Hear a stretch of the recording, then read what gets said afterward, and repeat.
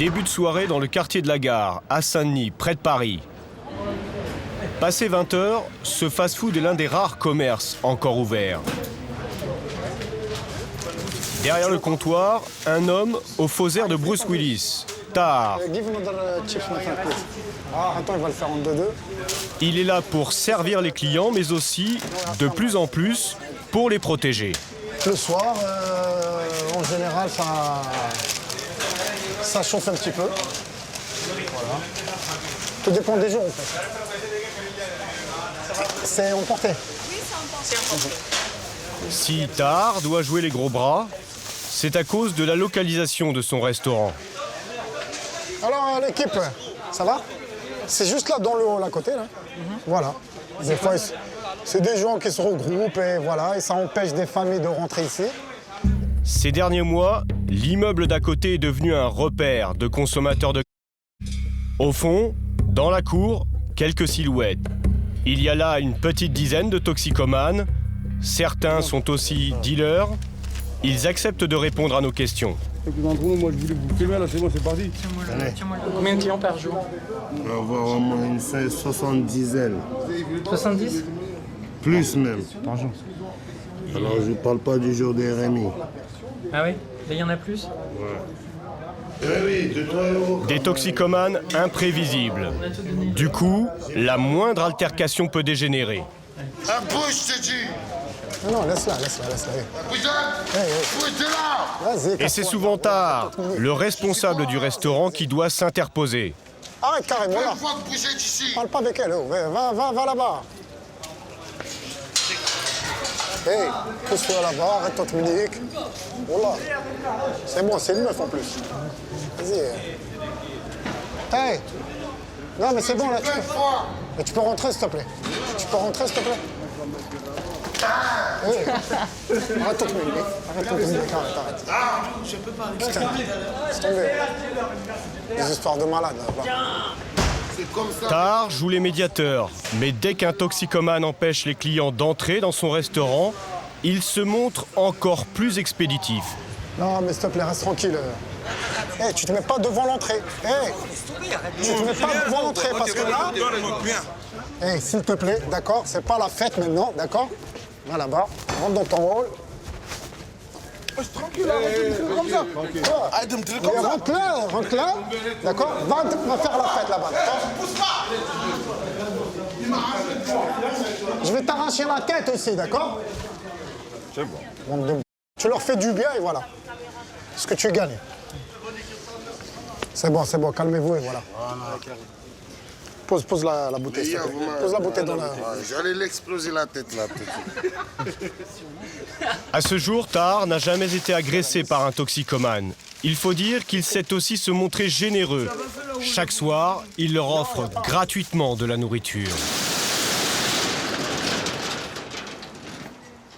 Des riverains en première ligne face à des toxicomanes. Dans cette ville, la situation est devenue explosive. Saint-Denis, 100 000 habitants, une ville de la banlieue nord à quelques minutes de Paris. Le quartier de la Gare est aujourd'hui devenu le repère des fumeurs de...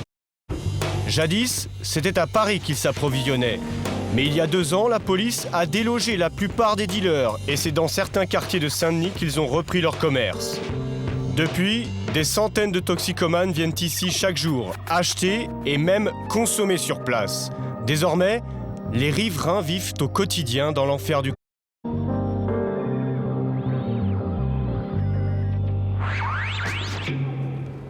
À première vue, Saint-Denis ressemble à n'importe quelle ville de banlieue parisienne. Sauf qu'ici, les toxicomanes s'invitent jusque sur le paillasson des habitants. Au 3e étage de cet immeuble, assise sur l'escalier, Christiane. Tout ce qu'elle possède tient dans son sac à main. Vous vivez ici en fait? Ouais, je dors là. Parmi ses effets personnels, il y a cet objet qu'elle utilise tous les jours. Un doseur d'alcool transformé en pipe qui lui sert à fumer du... Ce qu'il me faut, c'est d'avoir un peu d'argent pour acheter. Vous obtenez l'argent comment alors pour acheter Je sais pas voler. Pour un kiff, on te tue. Pour un kiff, on te blesse. Moi, c'est à cause d'un kiff qu'on m'a fait comme ça. Je dormais, on m'a coupé avec cutter. C'est ça. Il est là. Ouais. Moi, je regarde dans mes cheveux. Faites voir, hein. C'est un cutter. Au cas qu'on m'agresse. Le c'est de la coupée avec du bicarbonate ou de l'ammoniac. Une substance hautement toxique qui peut provoquer des accès de violence et des crises de paranoïa. Une drogue très addictive. 3 jours de consommation suffisent pour devenir accro. Christiane a commencé à fumer il y a 2 ans. Depuis, elle ne peut plus s'en passer.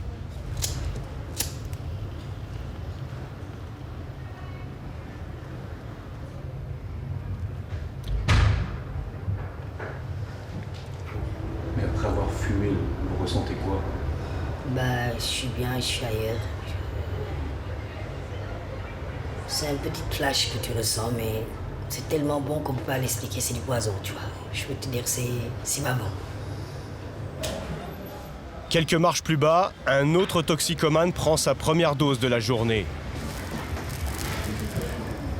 En quelques secondes, la drogue lui monte au cerveau. Gentil avec lui. Il ne semble même plus conscient de notre présence. Comment vous vous sentez, là?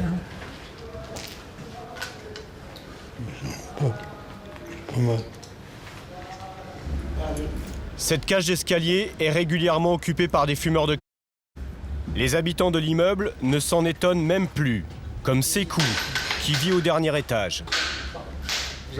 Oui, oui. Ça tombe bien. Ah non, ça tombe mal. Comment vous vivez ça, monsieur? Ben, vraiment une vie difficile. Une vie franchement que nous n'acceptons pas. Et presque tous les habitants, la plupart des habitants d'ici, ils ont la trouille déjà. C'est grave, on ne peut même pas amener un parent ou quoi que ce On soit. va recevoir des invités. Ils ont peur qu'on les agresse. Enjamber des toxicomanes pour rentrer chez soi en ayant peur d'être agressé, Sekou le supporte en silence. Mais ce n'est pas le cas de tous les habitants. Ce matin-là, sur le parvis de la gare, se tient une réunion de quartier entre riverains et responsables de la mairie. Pour remonter, le coup de talon, c'est... À la tribune, bien sûr, le député de la circonscription, le maire de la ville et un de ses adjoints. Sécurité et sérénité sur le quartier. Et nous sommes dans... Ils sont venus exposer le programme de réhabilitation du quartier de la gare. La création d'une nouvelle ligne de tramway qu'on appelle le TRAMI ou le T8. La construction de la médiathèque communautaire pour l'ensemble de ce périmètre sur la ville de l'île Saint-Denis, mais Michel Bourguin. Des projets ambitieux mais qui ne verront pas le jour avant plusieurs années. Et dans l'assistance, certains habitants ne semblent pas prêts à attendre. J'ai répondu à ma question. Une fois de plus, vous revenez sur la sécurité. La sécurité, vous l'avez dit, c'est pas de votre fait, mais je pense qu'il va pas falloir réfléchir à trouver une solution pour nettoyer. Mais on réfléchit pas, on agit. C'est ce que je viens de vous expliquer. Voilà. Agir.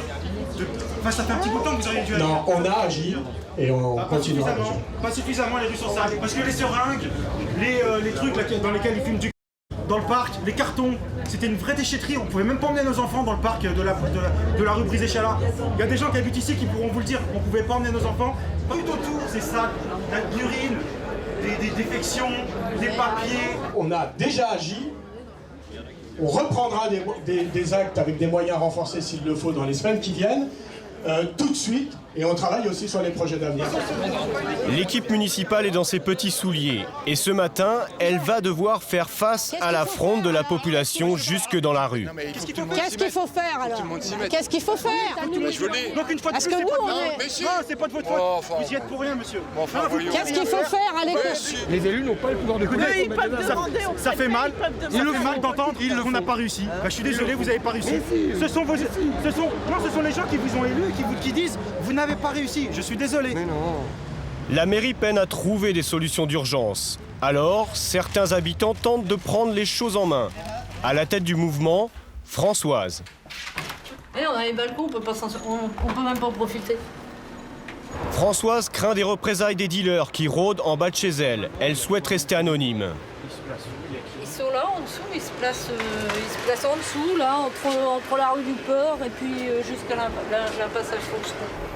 On a l'impression que vous osez à peine vous... Oui, non, je vais pas. Réellement, je vais pas me faire opérer. Pourquoi? Parce que je veux bien être gentille, mais je tiens ma vie. Oui, je pense qu'il faut être prudent. Les gens nous disent, quand t'habites là, t'habites la gare Saint-Denis, mais comment tu fais? Pourquoi tu pars pas? Et ben non, moi je partirai pas, c'est pas à moi de partir. Vous refusez de partir? Je partirai pas, c'est pas à moi de partir. C'est pas moi qui suis citoyenne responsable qui va partir parce qu'il y a des emmerdeurs dans le quartier. Avec son mari, Françoise a créé une association et a recruté certains habitants de son immeuble. Bah, j'espère que ça va durer. Hein.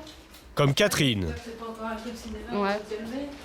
Bah, moi, je me suis pas mis encore à la fenêtre, là, de ce côté-là.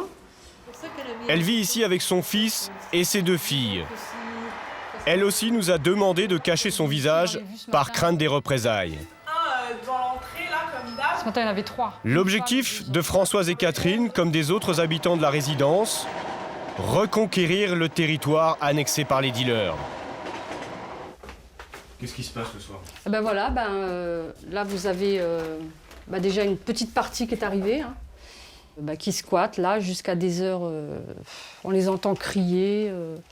Certains consomment du... C'est infernal, c'est un square pour enfants. Et on le voit bien, il y a des petits jeux. Hein. Et donc, les enfants ne peuvent pas descendre. Les parents ne peuvent pas profiter du square non plus. Et c'est inadmissible, quoi. Je veux dire, on paye quand même un loyer, on a des grosses charges. Pour Catherine, la goutte d'eau qui a fait déborder le vase, c'est ce qui est arrivé à sa fille. Il y a 3 mois, elle a été agressée par un toxicomane alors qu'elle garait sa voiture dans ce parking. Il s'est accroché à ma vitre. Et pendant tout le tour du parking, il s'est resté accroché à ma vitre pendant que je roulais. Et moi, j'accélérais un peu. Et je suis rentrée direct dans ma place, mais en biais. Et il y avait un poteau derrière. Je me suis mis comme ça, j'ai fermé les vitres. Il a commencé à crier et tout. Il mettait des coups de poing, des coups de poing, des coups de poing. Donc là, il y avait du sang, des traces de main et tout. J'ai ouvert la porte quand même. Et il s'est jeté sur moi dans la voiture. C'est-à-dire que j'étais presque allongée. Il s'est jeté sur moi. J'ai dit, c'est bon, il va me faire quelque chose. Et en fait, il a pris mon téléphone, il est parti en courant. C'était qui, cet homme? C'est un drogué, un toxicomane. Depuis cette agression, Françoise et son association multiplient les initiatives. C'est plus que du courrier, c'est carrément un bouquin. Comme cette banderole accrochée au balcon de la résidence, un fait d'armes repris dans la presse locale. Une banderole qui disait « Alcool, drogue, violence, stop, on n'en peut plus ». Françoise et ses amis inondent aussi de courriers les autorités. Et la dernière en date, c'est Hortefeux. Ah, qu'est-ce qu'il vous a répondu? Ah là, ce qu'il m'a répondu. Ça, c'est la réponse d'Hortefeux. Ouais. Le ministre a pris connaissance de votre correspondance. Soyez assurés de l'entière détermination du ministre à lutter contre toutes les formes de délinquance et d'insécurité afin que chaque citoyen puisse en tout lieu et en tout temps aspirer à sa tranquillité légitime. Elle date de quand? Du 4 septembre 2009. Et Hortefeux est venu le 15 septembre, je crois, si je ne me trompe pas de date. Oui. Il est venu à la suite de votre lettre? Non, je pense pas, j'ai pas cette célébrité, non. Le 15 septembre dernier, en effet, le ministre de l'Intérieur, Brice Hortefeux, a fait une visite éclair à Saint-Denis. Il a annoncé le renforcement des effectifs de police pour tenter d'enrayer le trafic. Pendant la journée, le quartier est désormais quadrillé. Pourtant, dealers et toxicomanes n'ont pas vraiment déserté les lieux. Ils se font juste plus discrets et se cachent maintenant, bien à l'abri des regards, dans les cours d'immeubles, comme Chris. Si vous voulez, j'ai prouvé qu'il avait fait une opération coup de poing de temps en temps, comme ça sort dans le Parisien, pour faire montrer qu'on est là. Mais dans un mois, revenez, ça sera toujours pareil. Et du coup, si vous en voulez, je vous en trouve tout de suite. Pourtant, il n'y a personne dans la rue. Et ben, je vous en trouve tout de suite. Pour nous prouver ses dires, Chris nous propose de l'accompagner à acheter une de ses doses. Depuis la visite du ministre, en fait, le trafic s'est déplacé. Il ne se tient plus près de la gare, mais en plein centre-ville. Là, j'ai 40. En pleine journée, dans l'artère la plus commerçante de Saint-Denis, Chris négocie avec les dealers. Non, mais c'est pas bon, là. Là, t'abuses, là. Oh là, il a t'abuse. Mets-moi ça. T'as vu, rajoute. C'est du bon matos. Mais c'est du bon matos, mais je mets 40 $, mon frère. T'as vu? Pour consommer, Chris se rend dans un lieu plus discret que les cages d'escalier. Un endroit isolé le long du canal où aucun habitant n'ose s'aventurer. Les toxicomanes l'appellent la jungle ou le ghetto. Vas-y. Non, je trouve pas mon billet, moi.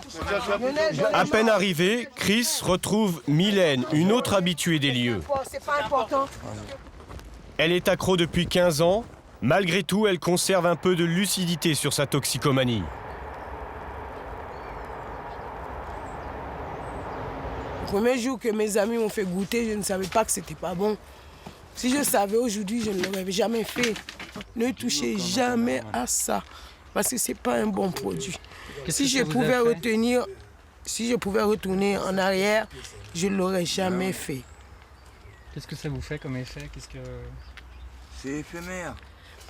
Finalement, ça me fait plus d'effet, mais je n'arrive plus à m'arrêter, donc je ne comprends plus rien.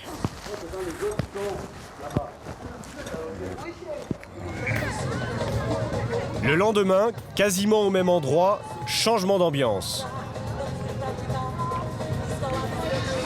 Merci. Voilà la belle crêpe de Nicole et Robert. Ce samedi, Catherine, Françoise et les autres habitants ont retrouvé le sourire. Pas de dealers, pas de toxicomanes, c'est la fête annuelle du quartier et pendant quelques heures, la rue est à nouveau aux habitants.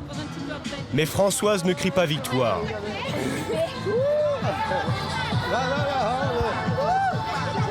Heureusement qu'il y a quelques habitants un peu militants, un peu revendicateurs, un peu rebelles, qui sont présents. Voilà. C'est pas les riverains qui mettent la place aux dealers aussi. Oui, enfin qui essayent de la prendre. C'est pas facile. Je suis pas convaincue. Le combat est loin d'être gagné, car en face, sur l'autre rive, les affaires continuent. Les toxicomanes sont toujours là. On estime à un peu plus de 300 le nombre de fumeurs de qui fréquentent le quartier de la gare de Saint-Denis.